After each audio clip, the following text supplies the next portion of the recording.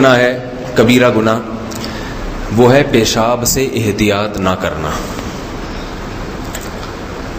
جتنی بھی نجاستیں ہیں نا، پیشاب، پخانہ، شراب ہے، خون ہے، ان تمام کا ایک ہی حکم ہے کہ ان سے اگر احتیاط نہیں کریں گے تو یہ کبیرہ گناہ میں داخل ہو جائے گا. لیکن اللہ کے نبی صلی اللہ علیہ وسلم نے پیشاب کے بارے میں تصریح اس لیے فرمائی کہ باقی تمام چیزوں سے بچنا آسان ہے، اس سے بچنا تھوڑا مشکل ہے. قضائے حاجت جو ہے نا، اس کے لیے تو واش روم استعمال کیا جاتا ہے، وہ تو ختم وہیں پہ.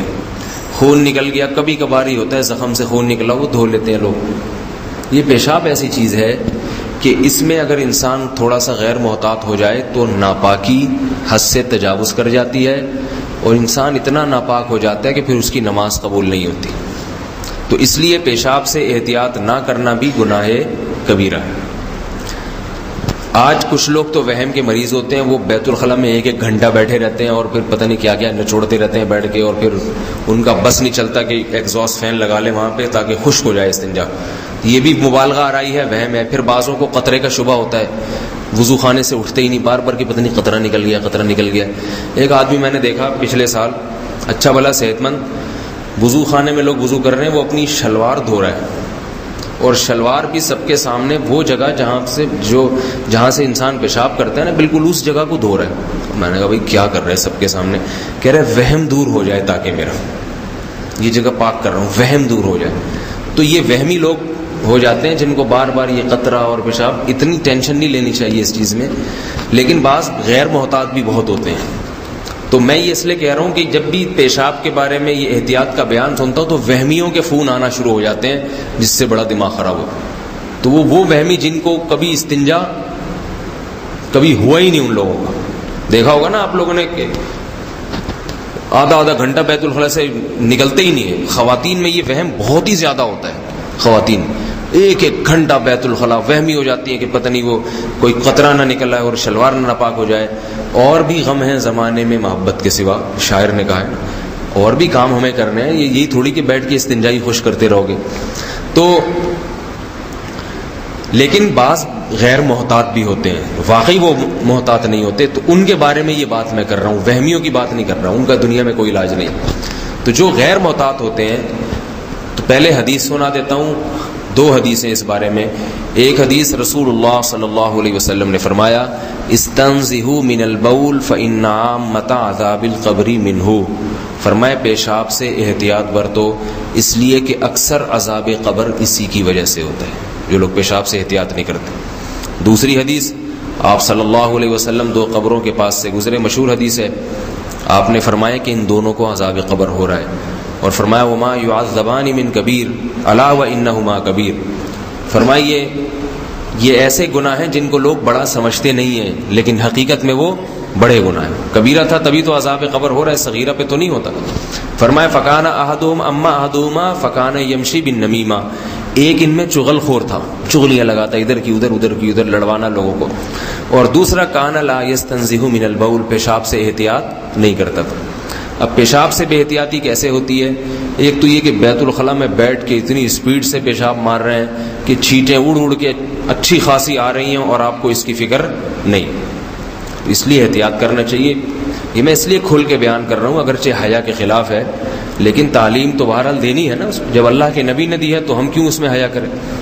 تو اس میں یہ ہے کہ بیت الخلاء میں احتیاط سے پیشاب کرے انسان.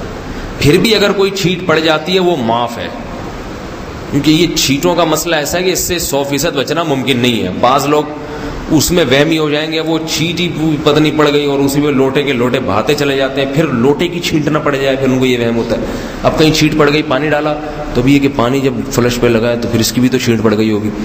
ایک خاتون کا فون آیا کہ حضرت وہ ناپاک کپڑے میں جب واش روم میں دھوتی ہوں تو پھر وہ جو اس کی چھینٹ پڑی میرے کپڑوں پہ، وہ تو میرے کپڑے بھی ناپاک ہو گئے.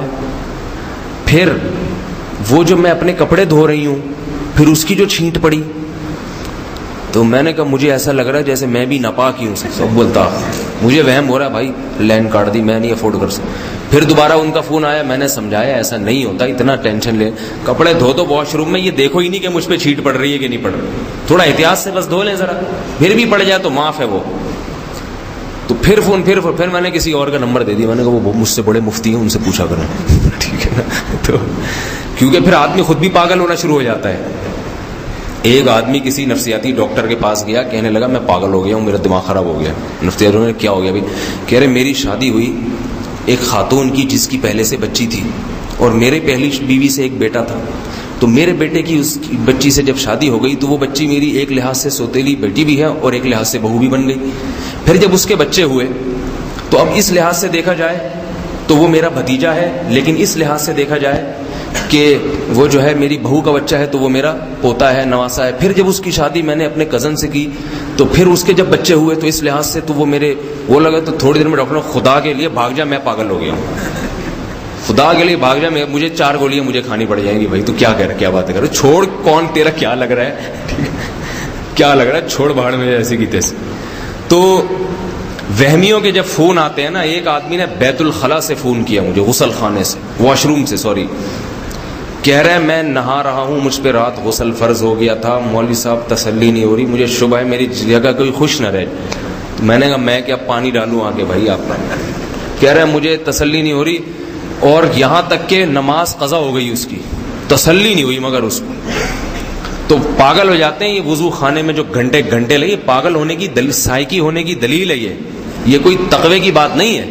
ایک صاحب وہمی تھے, یہاں تک حالت ہو گئی کہ تالاب کے کنارے, مسجدوں میں بعض میں تالاب بھی ہوتے ہیں نا, وہ وضو کر رہے تھے. انہوں نے خود بتایا کسی کو واقعہ, پھر اس نے مجھے واقعہ سنایا ہے کہ وہ وضو کرتے کرتے ان کو یہ نلکے پہ وضو کر رہے تھے اور دوسرے لوگ تالاب پہ. اب ان کو شبہ ہو رہا ہے یار سے, یعنی تسلی نہیں ہو رہی, شاید کچھ خشک رہ گیا ہو, شاید کچھ خشک رہ گیا ہو. تو بالآخر انہوں نے سوچا کہ جب تک تالاب میں ڈبکی لگا کے نکلوں گا نہیں نا, تسلی نہیں ہوگی. یہ سچا واقعہ بتا رہا ہوں. اب ڈبکی کیسے لگائیں, سارے نمازی بیوقوف سمجھیں گے اس کو کیا ہو گیا پاگل کو. عمر بھی ان کی 50-55 سال ہوگی ان صاحب کی. کہتے ہیں میں نے ڈبکی لگانے کا یہ تدبیر سوچی کہ لوٹا پھینکا پانی میں اور کہا وہ میرا لوٹا گر گیا, ڈراپ کر کے ڈبکی لگائی. جب پوری 2-4 غوطے لگا کے باہر نکلے, تسلی ہوئی کہ شاید اب انشاءاللہ غسل ہو گیا ہوگا, وضو ہو گیا ہوگا. اب تو غسل ہو گیا, وضو کیا. تو وہمی آدمی کا دنیا میں کوئی علاج نہیں. تو بیٹھے رہتے ہیں یہاں, رگڑے لگا رہے ہیں, بازو مل رہے ہیں اور چہرہ مل رہے ہیں گھنٹے گھنٹے بیٹھ کے. تو وہمی بنانا آپ لوگوں کو مقصد نہیں ہے, بس تھوڑی احتیاط. تو چھینٹ وینٹ جو ہے نا, اس سے تھوڑی سی احتیاط کر لے. پھر بھی اگر کوئی باریک باریک چھینٹیں پڑ جائیں تو وہ کیا ہیں, کیونکہ ما جعل علیکم فی الدین من حرج.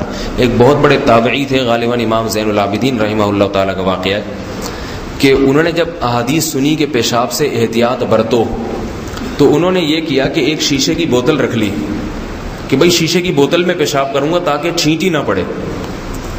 تو بعد میں انہوں نے کسی نے ان کو تنبیہ کی کہ بھئی آپ یہ کیا کر رہے ہیں.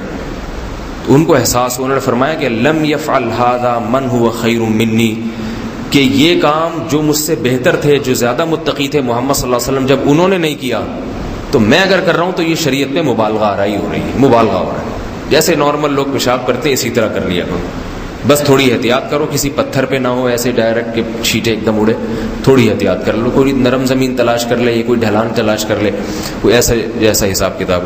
تو انہوں نے اتنی احتیاط کی, مگر پھر اس کو کیوں چھوڑ دیا کہ یہ احتیاط تو نبی نے نہیں کی. تو ہمیں جتنا نبی نے کیا بس اتنے کے ہم مکلف ہیں, اس سے زیادہ تقوی اختیار کرنے کی کوشش کریں گے تو پھر وہمی ہو جائیں گے, پاگل ہو جائیں گے. بعض لوگوں کو ایسا وہم ہوتا ہے, میں سچا واقعہ سنا رہا ہوں. اسی مسجد میں ایک صاحب آئے, لانڈھی سے آئے, میں سو رہا تھا, دوپہر آرام کر رہا تھا, مجھے دروازہ ڈھاڑ کر کے اٹھایا جیسے پولیس گرفتار کرنے کے لیے کسی کو آئی ہوتی ہے. میں نے کہا بھائی میں آرام کر رہا ہوں. نہیں بہت ضروری مسئلہ ہے, بہت ضروری مسئلہ ہے. جی بیٹھ گیا میں آ کے. کیا مسئلہ ہے بھائی؟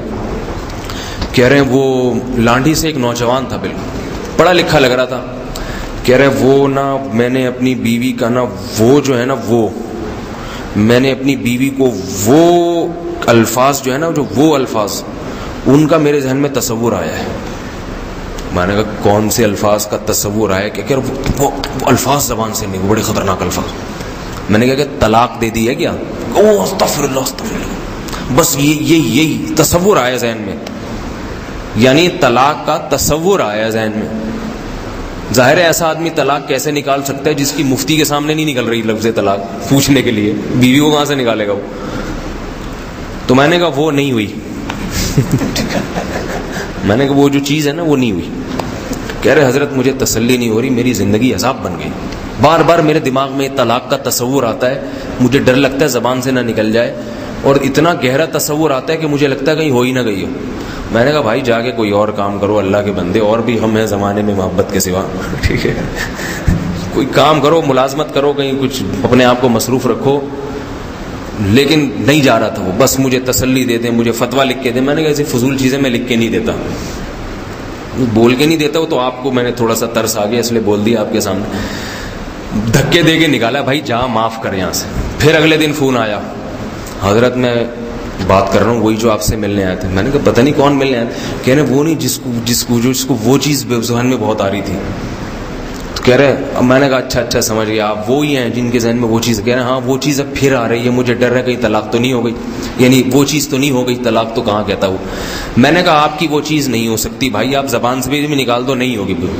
حالانکہ زبان سے نکالنے سے ہو جاتی ہے, لیکن وہم کے علاج کے لیے نا ان لوگوں کو تھوڑا مبالغہ آرائی کر کے جواب دینا پڑتا ہے. جیسے ایک صاحب یہاں, ان کے وضو میں ان کو بار بار شبہ کہ میرا وضو تو نہیں ٹوٹ گیا بار بار. تو میں نے کہا تمہارا وضو نہیں ٹوٹ سکتا, تم کچھ بھی کر لو. میں نے کہا بھائی تمہارا میں گارنٹی لے رہا ہوں, تمہارا جس دن ٹوٹا نا میرا گریبان پر, میں نے کہا تم بیت الخلاء میں بیٹھ کر آؤ گے پھر بھی نہیں ٹوٹے گا, جاؤ. یہ علاج ہوتا ہے, اس کا مطلب یہ نہیں کہ غلط مسئلہ. میں نے کہا بھائی تمہارا سب کا ٹوٹ جائے گا. میں نے کہا تمہارا وضو کے علاوہ تمہاری ہر چیز ٹوٹ سکتی ہے, وضو نہیں ٹوٹے گا. تمہاری ہڈی ٹوٹ سکتی ہے, کھوپڑی ٹوٹ سکتی ہے, تمہاری گردن ٹوٹ سکتی ہے, وضو جس دن تمہارا ٹوٹ گیا قیامت کے دن تم میرا گریبان پکڑنا کہ مولوی صاحب نے کہا تھا نہیں ٹوٹے گا, اور یہ ٹوٹ کیسے گی. پھر جو ہے نا تھوڑی سی شیٹنگ پہ آیا وہ. تو وہم نہ ہو جائے. طہارت کے جب بھی مسائل بتاتا ہوں ڈر لگتا ہے وہمی نہ بن جائیں, غسل خانوں سے فون نہ کرنا شروع کر دیں, واش روموں سے فون نہ آنا شروع ہو جائیں. تو بس صرف یہ بتانا ہے کہ ذرا احتیاط کریں. اور ایک اہم چیز احتیاط میں یہ ہے کہ خواتین کو یہ بات سمجھائیں کہ بچے جو پیشاب کرتے ہیں گھروں میں, جو اصل بات میں کہنا چاہ رہا تھا, جہاں زیادہ بے احتیاطی ہوتی ہے, آج خواتین اس معاملے میں بہت سست ہو گئی ہیں. بچہ گدوں میں پیشاب کرتا ہے, وہ پیشاب جمع ہوتا رہتا ہے, اسی پہ گیلے پاؤں لے کے لوگ چڑھتے بھی ہیں, بیٹھتے بھی ہیں, تو وہ ساری ناپاکی کہاں لگتی ہے, جسم پہ لگتی ہے. اسی کو لے کے پھر نمازیں بھی پڑھتے ہیں, اسی کو لے کے فرش پہ بھی چلتے ہیں, جائے نمازوں پہ بھی کھڑے ہو جاتے ہیں. تو خواتین کو ذرا تنبیہ کریں کہ بھائی یہ گھروں میں طہارت کا ماحول, کچھ ہندوؤں کے گھر تھوڑی ہے, ہمارے سکھوں کے گھر تھوڑی ہیں, کوئی بھنگیوں کے گھر تھوڑی ہے کہ جہاں بچہ پیشاب کر دے تو بس وہ اٹھانا ہی نہیں, اب سوکھ خود ہی پڑا سوکھ جائے. وہ اسے دھو لیں ایک دفعہ, گدے کو ایک دفعہ پانی بہا دیں, اس میں سے کارپیٹ پہ پیشاب کر دیا ہے تو نیچے تھوڑا سا برتن رکھیں, کارپیٹ پہ پانی ڈالیں, جب وہ تھوڑا 2-4 دفعہ نیچے چلا جائے گا تو کارپیٹ پاک ہو جائے گا. فرش پہ گر دیا, تھوڑا سا پوچھا لگا دیں اس پہ 3-4 دفعہ, اور پیشاب بہانے کے پوچھے الگ رکھیں. بعض گھروں میں یہ نحوست بھی ہے کہ وہ پوچھا جو کچن میں لگ رہا ہے وہی بچوں کے پیشاب پہ بھی وہی گھوم رہا ہے. بڑی بہت افسوس کی بات ہے. تو وہی جو ہندوؤں کا کلچر ہے, طہارت نہیں ہے, ہمارا کلچر بھی وہ ناپاک کپڑے ہیں وہ سارے ایک ساتھ دھل رہے ہوتے ہیں, پھر ان کو الگ سے پانی میں کنگھالنے کا اہتمام بھی نہیں کیا جاتا. تو یہ ساری چیزیں پھر اللہ کے عذاب کو دعوت دینے والی باتیں ہیں. تو یہ بھی کبیرہ گناہ ہے, گھروں میں بچے پیشاب کریں اور خواتین اس پیشاب کو صاف کرنے کا انتظام نہ کریں. اللہ تعالی ہمیں طہارت کے حکام پر مضبوطی سے عمل کی توفیق عطا فرمائے. عصر کے بعد بھی وقت ملا تو انشاءاللہ 1-2 گناہوں پر اس وقت بیان کر دوں گا, تاکہ جو ہماری چھٹیاں ہوئی ہیں فجر کے بعد اس کی تلافی ہو جائے. سبحانک اللہم و بحمدک نشہد ان لا الہ الا انت نستغفرک.